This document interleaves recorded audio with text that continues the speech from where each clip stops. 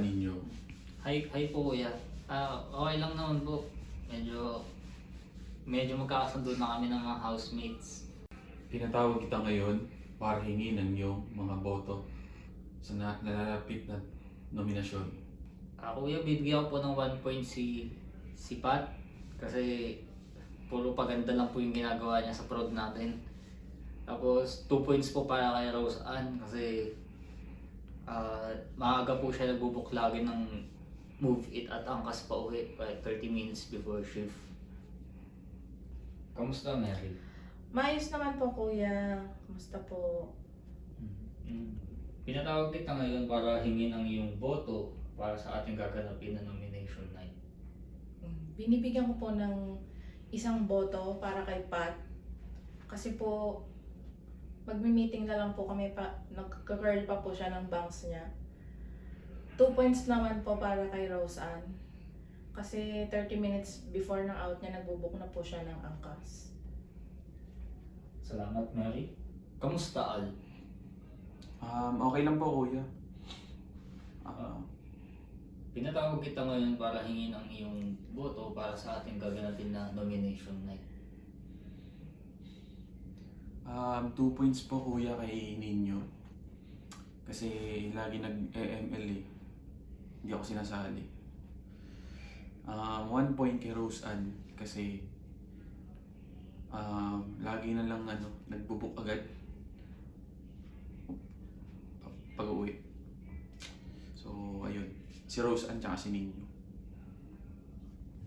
Kamusta, Patricia? Hi kuya, ito po, maganda pa din. Pinatawag kita ngayon upang hingin ang iyong boto sa ating gaganapin na nomination night. Wait lang kuya, guys lang. Game. 1 point po kay Ate Mary. Kasi sa totoo lang po, ang gastos niya po talagang kasama. Parang yung sweldo ko po nung susunod na buwan pa na gastos ko na po.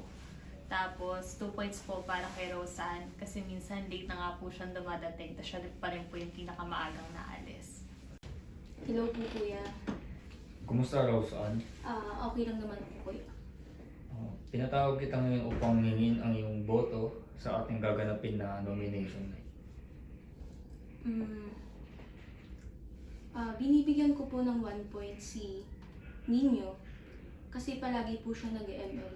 Ang baba-baba naman po ng rank niya, hindi niya pa po mataas. 2 points naman po kay Miss Mary kasi kakadating niya pa lang, mag-aaya na siyang lumabas.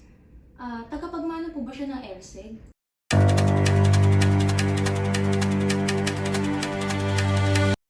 Ang mga pangalan na aking babanggitin ay makakahinga na ng maluwag sapagkat hindi nyo pa oras lumabas ng bahay ni Kuya. Congratulations! Kayo ay saved tonight. Patricia! Nino!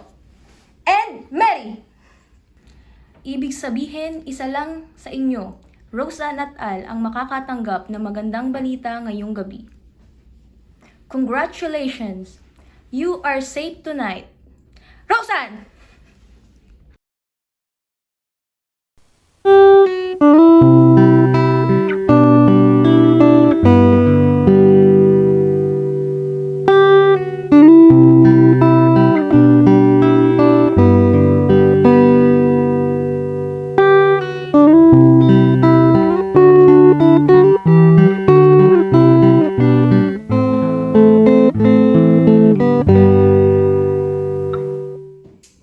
Kamusta, Al? Ano bang nararamdaman mo ngayon? Uwing-uwi na po ako, kuya. Dahil sa sunod-sunod mo na paglabag sa ating mga patakaran, ikaw ay pinapatawan ko ng forced eviction. Al, Kuya. may mensahe ka ba bago ka lumabas ng bahay? Pero kuya, hindi naman masarap yung kinain ko eh. Suspended in the air, I hear myself breathing, hanging by a thread. My heart is bare.